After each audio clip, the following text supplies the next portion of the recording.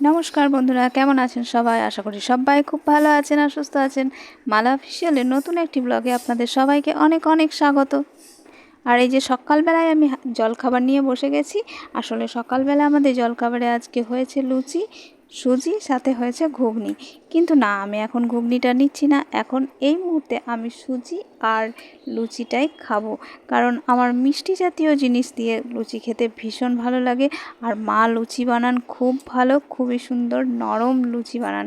আর হ্যাঁ, ঘুগনিটা আমি এই মুহূর্তে খাচ্ছি না, ওটা দেখা যাক, পরে খাওয়া যাবে। সারা দিনই আমার কিন্তু খাওয়া দাওয়া চলতেই থাকে, তবে কোথায় খাবারগুলো যায় কিন্তু আমি একটুও জানি না। কারণ আমার চেহারা দেখে অনেকেই মনে করবে হয়তো খাওয়া দাওয়া ঠিক করে না। অনেকে বলেও থাকেন, আমার আত্মীয় স্বজনরা বলুন, আমার কাছের মানুষরা বলুন, অনেকেই বলে কেন তোর চেহারাটা এমন, তো তুই কি খাওয়া দাওয়া করিস না? কিন্তু না, আসলে জানেন তো, দেখবেন বেশিরভাগ রোগা চেহারার মানুষরা কিন্তু পরিমাণে বেশি খায়, কিন্তু তাদের চেহারা কেন এমন কি জানি। আর মা এদিকে রোদ্দুরে এখন ছাদে বাসন মাজছেন, মানে পুজোর ঠাকুর ঘরের বাসন।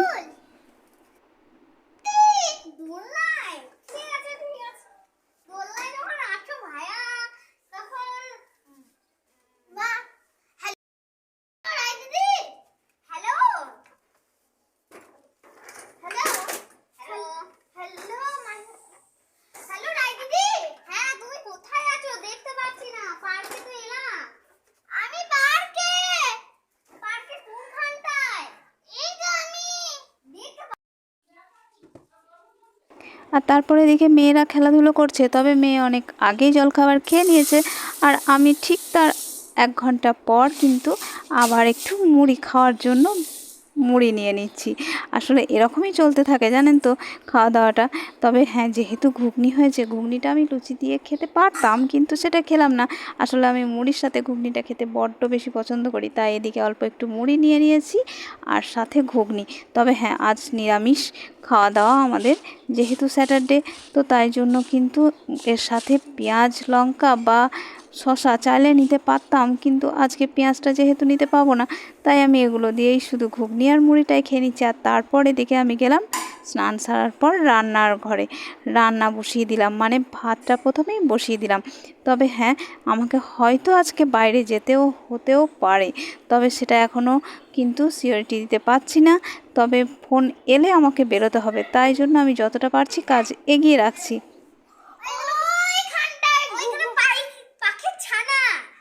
তাই? কই দেখি। ওই দেখো, উপরে উঠে আমি দেখলাম। ও মা, তাই তো বেশ, ওদের ডিস্টার্ব করো না, আর যেমন আছে থাকো।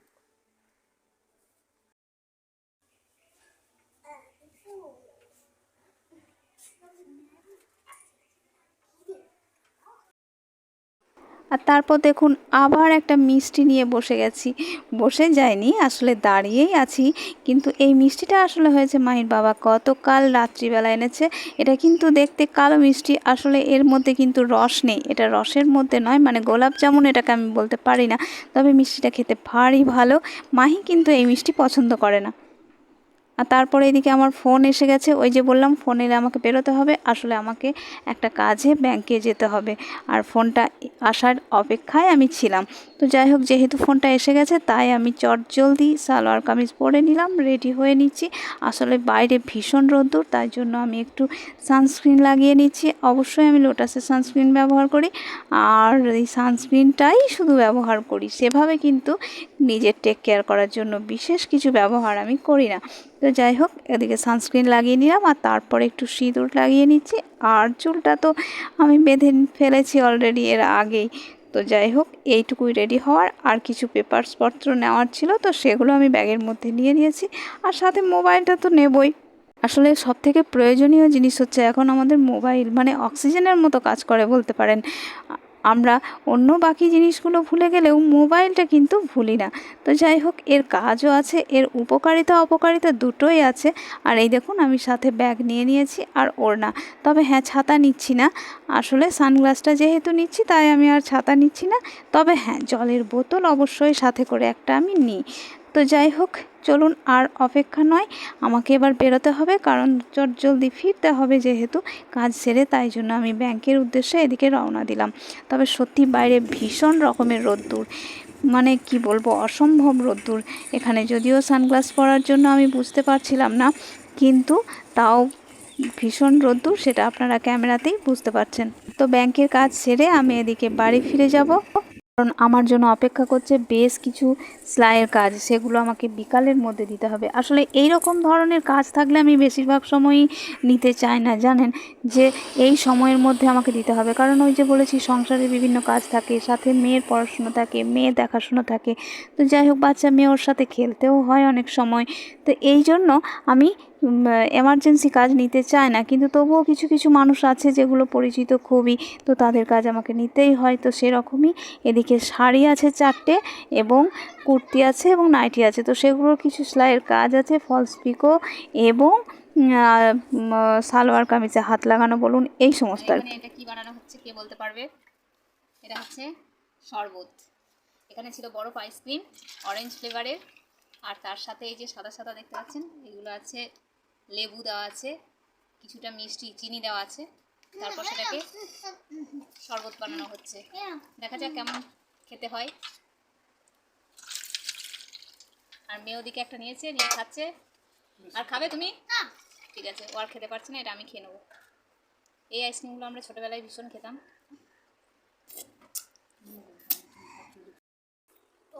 ভাই তুমি আর খাবে? খাবে না? সেই ছেলেবেলার কথা মনে করছি, তখন আমি এই আইসক্রিম বেশি খেতাম। বলো কেন, তোমার কপালে এবার কি হলো?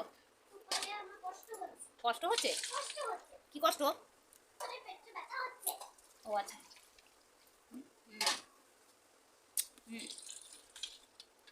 কামড়ে খাওয়ার মজাই আলাদা।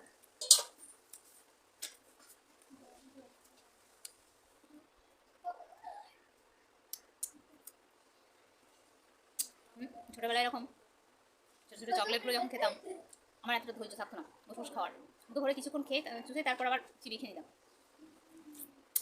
ঠিক এইভাবে। দেখি ওদিকে শরবত হয়ে গেছে।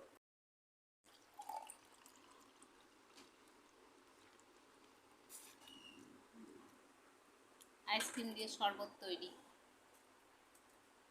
রেডি। দেখি কেমন হয়েছে।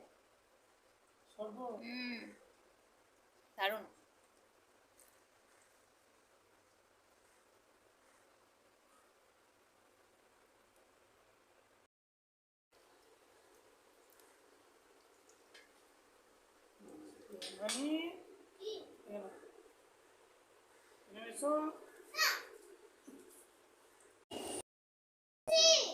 কই দেখি, কি ছবি এঁকেছো? বিড়াল ছবি। বাহ, আর কি এঁকেছো একটু দেখাও। ঘাস এঁকেছি, মুখ এঁকেছি, নাক এঁকেছি, গমটা করেছি, কানটা করেছি, ঘাসটা করেছি।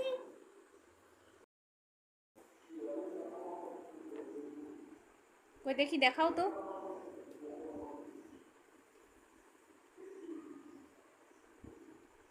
আর কি এঁকেছো কই দেখি, আর কি কি ছবি এঁকেছো?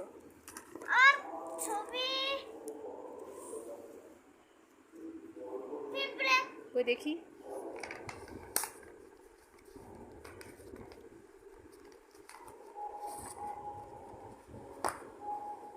কালার করোনি পিঁপড়ে? পিঁপড়ে কালার করিনি, পা করে কালার করবো। আচ্ছা, আর ওদিকে কি এঁকেছো? মাছ এঁকেছি। আচ্ছা, আর এদিকে কি এঁকেছো? ফুল এঁকেছি। কই দেখি ফুলটা দেখি। বাহ, নিচে নিচে রাখো। এটা পাঠিয়ে দাও। বাহ, খুব সুন্দর হয়েছে ফুলটা।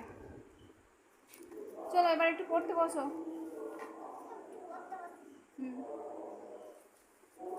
এটা খোলা থাক। হ্যাঁ,